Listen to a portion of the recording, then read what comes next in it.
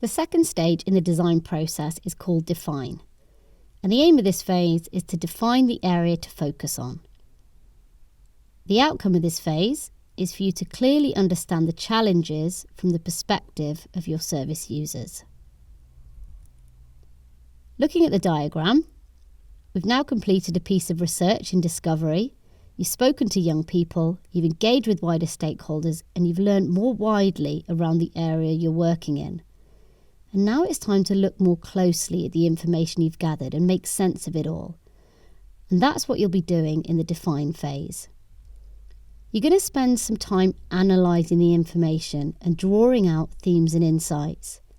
Some useful questions to ask yourself when you're looking back through your information are: what things stand out?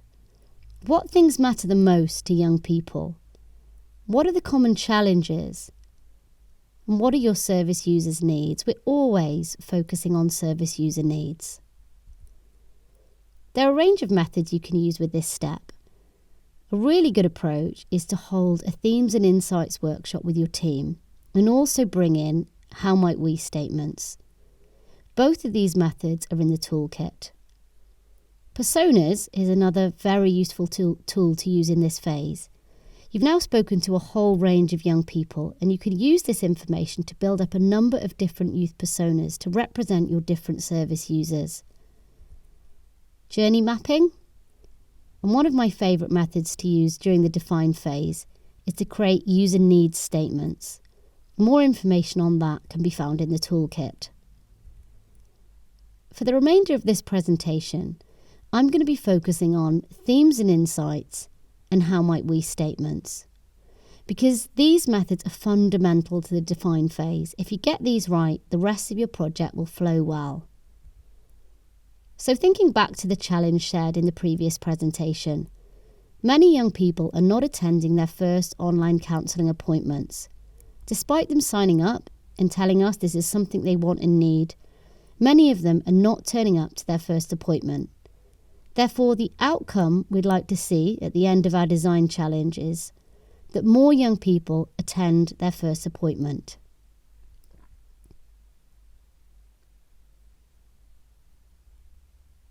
So we've now spoken to a whole range of young people, and these are some of the themes and insights that were coming out of our research.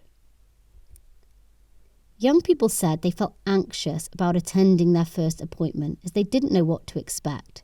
They signed up, and then as their appointment got gradually closer, they felt more and more anxious, which resulted in them deciding not to attend. Some said they didn't like to be on camera. Some said they found the joining instructions complicated to follow, and others simply said they forgot about their appointment. Now we need to turn these themes and insights into how might we statements. So young people said they forgot about their appointment becomes, how might we ensure young people remember their appointment time? As you can see, I've just turned the insight into a question.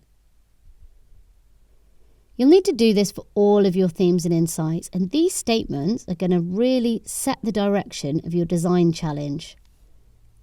How might we help young people to feel less anxious about attending their first appointment?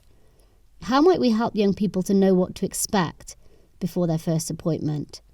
How might we ensure young people remember their appointment time? And how might we help young people to feel comfortable to be on camera? So as you can see, I've simply converted all of the themes and insights into how might we questions. When you consider these questions, you'll start to get ideas, and this is what the next phase is about. You'll use these statements as the basis to form ideas and solutions. There'll be more about this in the next presentation.